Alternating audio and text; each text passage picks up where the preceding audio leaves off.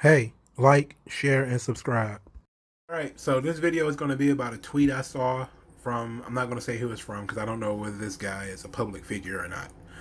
So it says, AEW is just a bunch of former WWE guys. Good luck with that. No mid-carders could ever possibly be worth dick all in another company. And then there's a picture of Stone Cold Steve Austin when he was stunning Steve Austin in WCW. So obviously, it is meant to be sarcastic, and it's supposed to be like, hey, you never know what a mid-carder will turn into if you give him a chance, which is a good observation, and to be quite honest, it's true.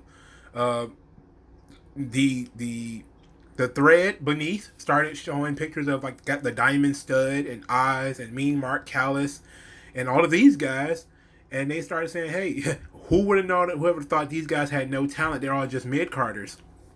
Of course, these are the guys that Vince McMahon took and turned into household names. But unfortunately, it just doesn't work the other way around, which is what people don't seem to understand. Now, Vince McMahon does a great job of taking other people's top talent, people's top main event talent, the Junkyard Dog, Terry Taylor, Dusty Rhodes, Harley Race, Rick Martel, Kurt Hennig, and turning them into mid card acts. Vince does it all the time. Shinsuke Nakamura, he does it all the time. He takes, their top guys and he just basically says, you're just a mid carder. But what he does better than most other people is take other people's mid card acts and turn them into main event acts. Steve Austin, the Diamond Stud, who ended up being Razor Ramon, and Oz, who ended up being Diesel, and Mean Mark Callis, who ended up being The Undertaker. And, that's the strength of the WWE. They're not really good at capitalizing on a guy who's already got a following. They don't really care about that. They would rather make their own star and find their own diamond in the rough. And that's what this video is going to be about. And so when you think about one of the things that people continuously get into disagreements with about is the talent of a guy in the mid card of the WWE. But specifically whenever somebody gets released from the WWE, it's almost always they could have done more with this guy. He could have been a future star, right? I've seen this 100 times.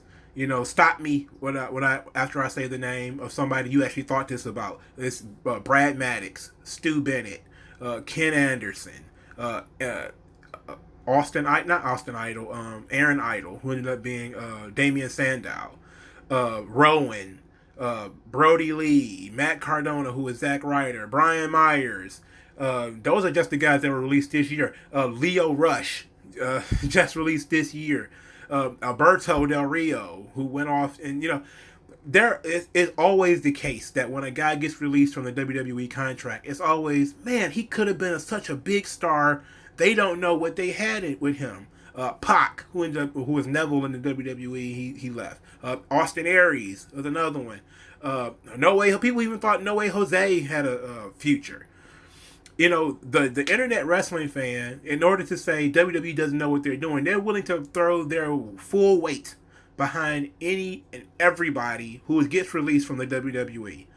How many times in the last 30 years have Vince McMahon truly ever resented releasing a mid-card act? I will give you 3 seconds to name one. The answer is twice. Okay? 2 times that you could say Vince McMahon would probably be aggravated that he didn't have that guy on the roster. Twice. One is Jeff fucking Jarrett, because Jeff Jarrett teamed up with his daddy to create TNA, who ended up being running opposition to the WWE. And 2, Cody fucking Rhodes, because he buddied up with Tony Khan to create All Elite Wrestling. That's fucking it. Everybody else that the WWE has fired either fell off the face of the fucking earth or did not live up to the expectations that the internet had for them. Now, this doesn't mean that the guys are not stars or they can't be top guys. That will be an absolute falsehood. There have been guys who have been fired from the WWE or who left the WWE who went somewhere else and became a top guy. But what that is the WWE star power, it translates over into another promotion. It doesn't work the other way around. Very, very, very, very rarely do somebody have legitimate crossover appeal after leaving a smaller promotion to come to the WWE. Very, very rarely. Very rare. And since the fall of the territories, it hasn't really been that happened that often. Now, when I'm having this conversation, you have to realize certain guys are off the table as far as, these guys were fired by Vince McMahon or they left the WWE and they ended up becoming top stars somewhere else. And Vince probably was like, damn, I wish that guy was still around. Guys like Kurt Angle, who went to TNA and legitimized TNA, Chris Jericho, who left AEW and legitimized AEW, Christian, not Christian, let's take Christian off the list, but Jericho and Kurt Angle, and Scott Hall, Kevin Nash, and Hulk Hogan. Those 5 were main event guys, okay? They were top guys in the WWF. They were not mid-carders. They were top guys. They left a top spot in the WWE to get a top spot in other promotions. Jeff Hardy is another one. Okay, Rob Van Dam is another one. There were top guys who left top spots. Booker T is another one. Okay, Alberto is even in that list. Top guys leaving the WWE for top spots. That's not what we're talking about here. We're talking about guys who didn't really get a chance to develop, and they went somewhere else and became a top star, but they didn't really revolutionize the business, even if they became an important part of the company that they were involved in. Christian being one of those guys. Christian left the WWE to prove that he could be a top main event talent somewhere else. And he left and he did it. He went to TNA and proved to be... when Christian came to TNA, that was actually the turning of a corner. This kind of seemed like, okay, now they're stealing relevant stars from the WWE. There's relevant guys, because, when Rhino left, nobody cared. When Raven went there, nobody cared. But Christian was at his hottest point when he joined TNA. And it seemed like, okay, maybe he can take TNA to the next level. He didn't do it. Okay, Ken Anderson, Mr. Kennedy, went to TNA. What? Did he become a breakthrough, turn the corner star? No. He became a top guy for TNA, sure. But he was already over in the WWE. He didn't come in and revolutionize that company. This almost never happens the other way around. So when you use a guy like Steve Austin and say, well, Steve Austin was nothing in WCW, then Vince shined him up real nice and gave him a new coat of paint and turned him into this Stone Cold Steve Austin, who ended up being one of the biggest stars in the history of the world. It's like, sure, that works, because you're taking a guy from a smaller promotion and putting him on a bigger stage and then letting them flourish. It worked for Eddie Guerrero, it worked for Rey Mysterio, it worked for Chris Benoit. It works, to that degree. It works. Doesn't work the other way. There has never been anybody who has left the WWE that was a mid-carder, went somewhere else, and became a huge star. It has never happened. Never. Okay? Now, like I said, there are guys who were top guys who left, and then they ended up becoming top guys somewhere else. That's different. We're talking about mid-card, intercontinental champion, nothing else, guys. Okay? And I've heard, again, going back to this point that I've heard on the internet 100 times over, Wade Barrett should have been the world champion. What has Wade Barrett done since he left the WWE? Nothing. What has fucking Damian Sandow done since he left the WWE? Nothing. What has Brad Maddox done since he left? That was the most offensive one. When people were like, Brad Maddox, oh, he could have been a star. Like, what? This dude's like 5'6". Are you serious? Fuck out of here. Matt Striker and shit. Like, the internet just wants to believe that these guys have so much talent and so much skill that, they could have got over anywhere. It's got to be WWE's creative that make them look like shit.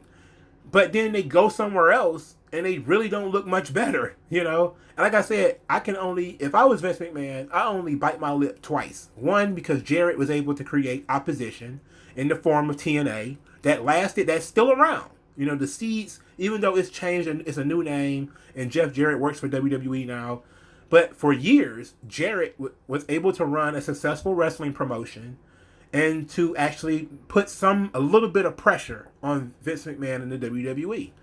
Cody Rhodes is doing that right now.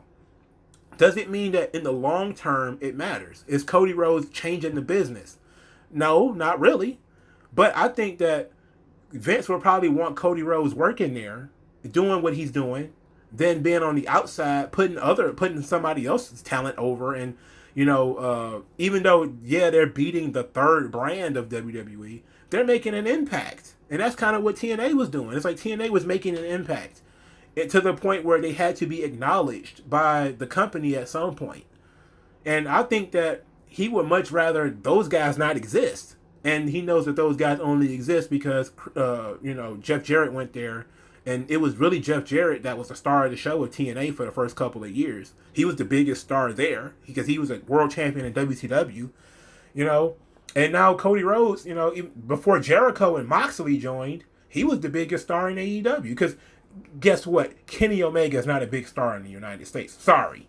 And if you thought so, you're a fucking fool. Okay? So the idea that mid-carders don't have talent is wrong. There are a lot of talented mid-carders. There are plenty of them. Plenty. There's a lot of talented guys on the roster. But in the WWE, there are a lot of talented guys are competing for real estate on television with other talented guys. It's just that simple. Sometimes somebody like Ali, who is really talented, is a mid-carder because there are so many other people on the roster that if you take time to give Ali 15, 20 minutes on Raw every week, then you got people who will say, well, that should go to Ricochet. That should go to Cedric Alexander. That should go to this guy. That should go to that person. There's always someone else you could have chosen. As opposed to fucking AEW, where there's only like 5 people on the roster who are fucking over that anybody want to see. It's a completely different dynamic. It's a completely different game. It's a completely different level. You go from being a big fish in a small pond like Kurt Angle and Chris Jericho, from guys like that. You can be a medium-sized fish in a small pond and still feel like a big fucking star, like Christian, like Alberto, like John Hennigan, a.k.a. Johnny Morrison. Those guys can go somewhere else, and if they have a fan base, take that fan base with them, but that fan base still is going to watch WWE too. But as far as drawing in new audiences and elevating the business, it's only really happened with Hulk Hogan. When Hulk Hogan left, that was really it. When Hogan left in 1993, that was the only time that somebody ever left the WWE, went somewhere else, and put another company on the fucking map. And it was only because he was Hulk fucking Hogan. It never really happens. The WWE is the biggest wrestling promotion in the world. You cannot take somebody who is a small part of that, take them somewhere else, and then say, oh, we're going to elevate this small promotion to being a large conglomerate just like the WWE. It doesn't work that way. And most of these guys, again, they never really make an impact anywhere. That's just the truth. Like, Drew McIntyre is really the only one that kind of left as a mid-carder in the WWE and built his way back up. There's very, very, very few guys who actually leave the WWF as mid-carders and they come back as main event acts. Very, very few. Very few. Because it's not the same level of interest from the audience. It's not the same level of interest from even the independent promotions. I'm sorry. Like, Ryback was a top guy when he was a top guy in like 2012. By the time he was gone, he was just another mid-card guy. He hasn't done shit since. Hell, even the Ultimate Warrior, when he left, he didn't leave and make a splash somewhere else, and he did work in other places before he went to WCW. It just did not click. That's just how it is. So the internet wrestling fan who continues to sing the praises of random mid-carders and say that WWE wastes talent, show me what was the talent that they wasted. Who was it? Who was the big star that they released that could have been the guy? Who was he? I haven't seen it. If you got some idea, let me know in the comment section below. Like, share, and subscribe. I'll talk to you guys later.